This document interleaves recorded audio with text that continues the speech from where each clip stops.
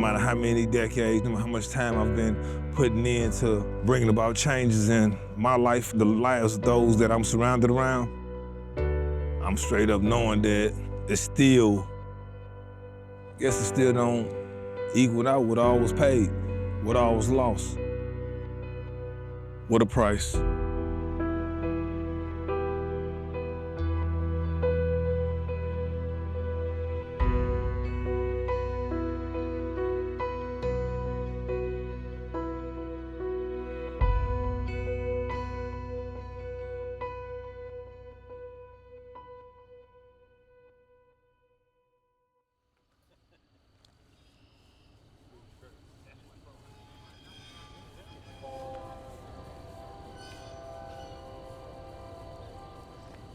Prison is a hell if you want it to be.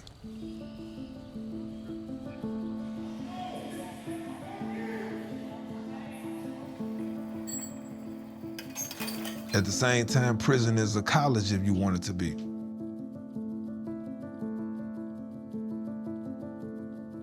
Prison is a recovery center if you want it to be. Overall, prison is whatever you want it to be.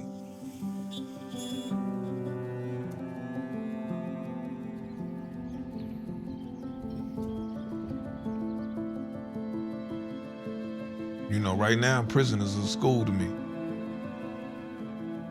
It's a place where I can continue to grow and learn and develop myself to be better, adding value to life and society.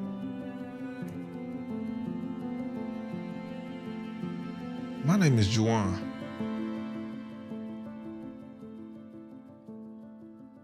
I'm from Northside St. Louis, and I'm 42 years old. Growing up, life was a struggle. It was one of those struggles that I didn't understand fully how bad of a struggle it was until I became older. My brother and sister and I was raised by my grandmother, and it was things that we simply didn't have and grandmother couldn't provide all the time. In the family that I grew up in, people going to prison and coming home from prison was a norm. Along that time, nobody never saying how them pillows hold secrets, how lonely it is in prison, how fearful it is in prison. The pictures that I used to get and I used to see of my uncles and my cousins and them, and they kneeling down, I didn't understand that prison is not a physical thing. From all that I've understood the past 23 years, is emotional. It's all within. Nobody's telling you that when it's all said and done, all you got is your mama. That I'm gonna go through holidays and birthdays and grieving points and nobody's gonna be there for me but me. That I can't be on the yard and I can't cry and ain't nobody gonna give me a straight real hug. Like nobody talked about this. They act like it was cool, they act like it was okay. It was totally not that.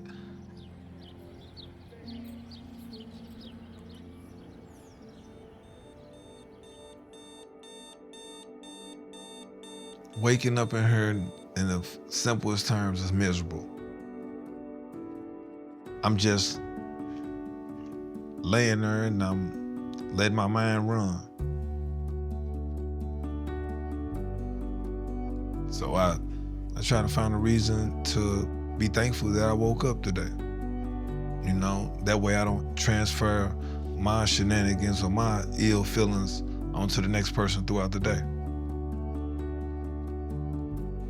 By the time I actually start moving around and getting up, I sit up on the edge of the bunk and I fold my sheet.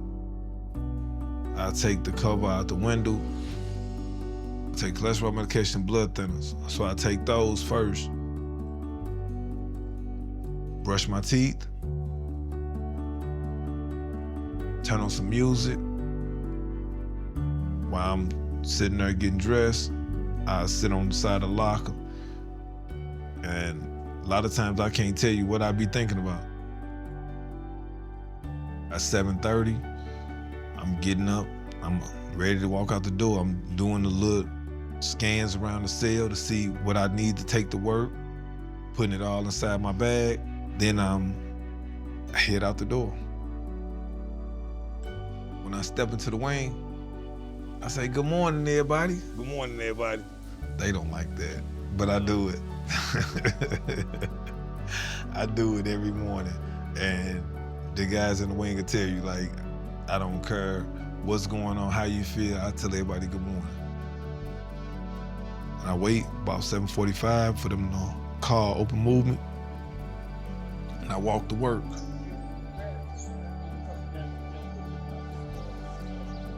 When I'm going down the walk, I'm speaking to everybody I see. Especially if we catch eye contact or anything like that,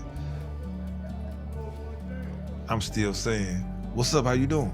How you doing?" What's up, Rick? To me, it's to roll people out of their normal po-me situation.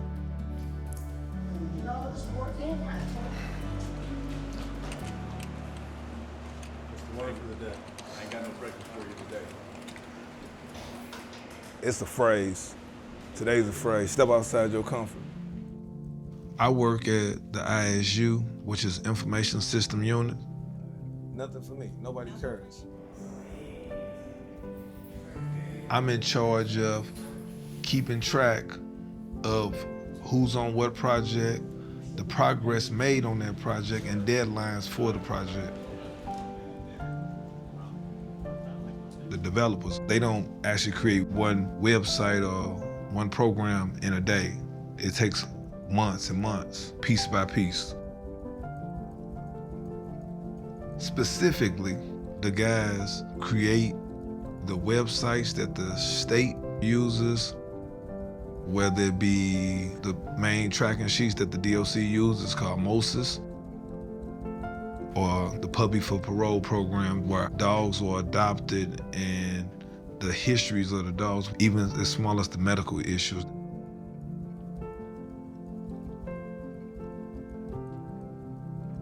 So, formally, my role is the spreadsheet database guy.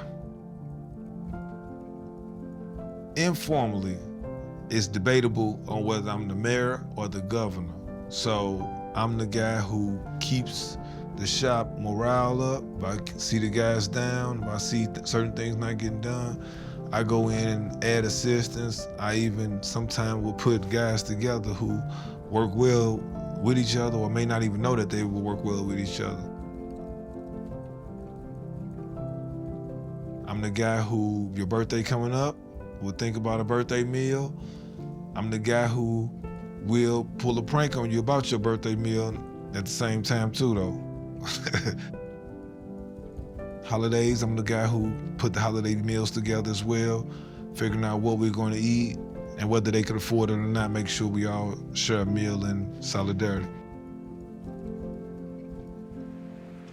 So we joke a lot about Smurf, but the real truth about Smurf is that he's irreplaceable. You can't replace a guy like that. You can't account for him. You can't duplicate him. He's one of a kind. He's a great friend, great coworker. I mean, we joke a lot and we have fun because we try to make it through this. But at the end of the day, that guy's something special.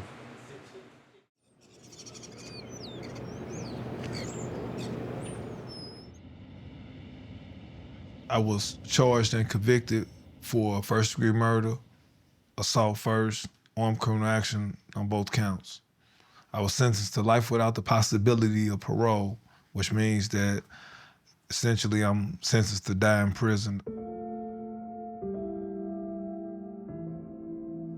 What I want the world to know about how I came to prison is that I was a dumb kid. I sold drugs and lived the street life. I thought I needed a name to protect me, to make me important. My grandma used to always say, that name gonna be bigger than you. It's gonna have you in places you ain't been, doing things you ain't did.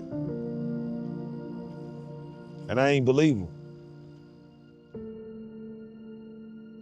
Walk me through the day of your conviction.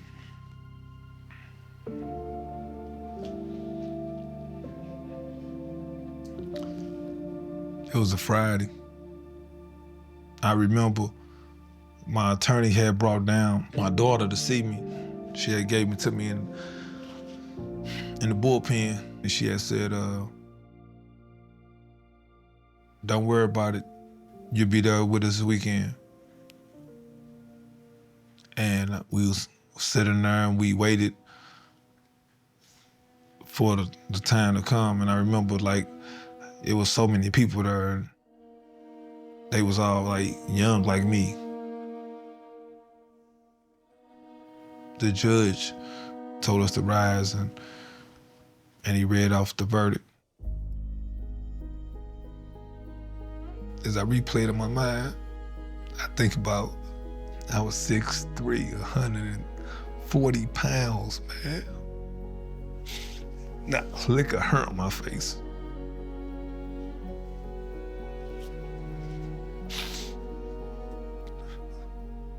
Wanting to be tougher than I am. So I stood there. They came back instantly. Guilty. First degree murder. Guilty. Armed criminal action. Guilty. First degree assault. Guilty.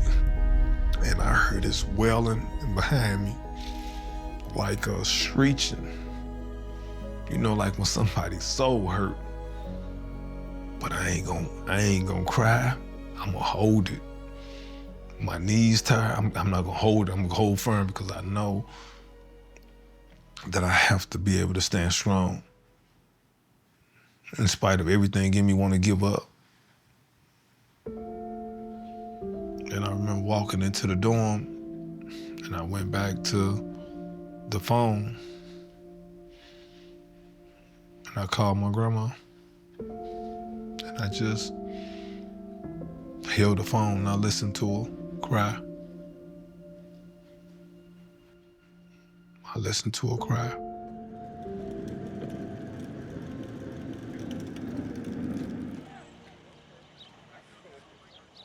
Prison, for me, when I first came in, was the hell I was speaking of.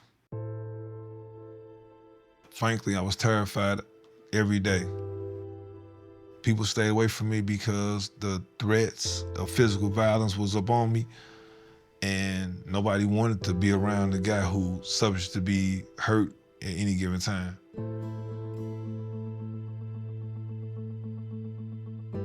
When Smurf came to prison, he was alive and he was well. He did all of the things that you were told not to do. He that guy. All the bad stories you hear about, that's that guy. That's Smurf. Today he's dead. However, when I'm meeting the guy, I reach out my hand and say, "How you doing? My name's Juane." The person I am now, I'm going to say that it's hard to measure it because I keep finding myself in new developments. I could say that I've been on this change process since 2010, 2011. You know, that's not without faults and flaws though, neither. My sister dying was the catalyst of my change process. I was in the hole again, and they called me and told me that my sister had died. And I thought it was a game, like people trying to do scams to be able to get phone calls when they loved ones in the hole. And so when I get to the phone, I can hear her mother on the phone screaming. And she was like, she did.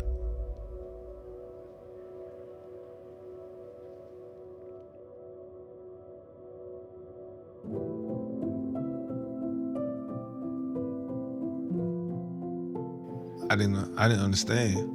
Like, I ain't understand because I ain't know she was using drugs. My sister don't use them. She don't smoke cigarettes, she don't drink, she don't do none of that stuff. She had a drug habit that obviously I wasn't focused enough, or I was too selfish to know even things was going on. I was in the cell with this guy, and he believed that he had a chip in his brain that was connected to some satellite in the sky. And so they gave him all these meds, and he had been saving them. So I convinced him to trade me the bag of pills for my lunch tray. And so he gave me the pills, I gave him the tray, and I sat there and I popped pill after pill. I don't know when I lost the consciousness. I just remember my face over the toilet and his hands inside my mouth making me throw up. And it just baffled me, like, this dude believe a satellite is connected to his brain from the sky. Just saved my life. I thought about my nieces, I thought about the rest of my family. I thought about, like, dang, I straight gotta survive. I straight gotta fight this. I straight gotta make it. And from there, I started doing a little bit at a time to try to add something to it. It wasn't an overnight thing, like, oh, I just got it that one time, because I went to the hole several times after that too. But that was the part that said, you know what, let's get it. Let's do something different. And little bit by little bit, I added so much to it that the stupid stuff didn't even seem worth it no more.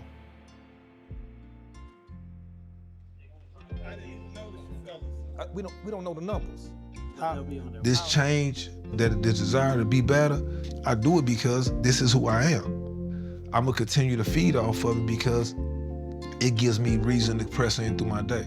Because I saw me in that cell. I saw me in 109 in B-Wing in 7th House. So everything else has to be a forward motion. I have to press in, I have to continue to grow. Because if I'm not growing, I'm stagnated. If I'm stagnated, I'm dead. And so for that's why I have to do it in spite of what the law say, whatever Congress or whatever the case may happen, I gotta continue to press in. That's the only way I continue to survive. How do I stay positive in such a negative place? I steal. That's how. I steal energy from so many different people and places. If I can't find it within my core of guys that I deal with, then I get on the phone and I'll call home. I'll call to society and ask to talk to somebody else, and I'll read a book, or I will steal it from somewhere. Like, you know how, like, when you're in trouble, you know whether your mom or your dad was gonna give you certain things, you knew who to ask first. The same way, you know where to go get the positive energy from, the people who doing positive things. It's gonna be alright. Being a know-it-all kid led me here. Like I told you before, like, knowing what that lady said, knowing what my granny said, knowing now that my name could be bigger than me, I want that to still be true. I just got a different name. My name is Juane now. And all I want to do is truly help people.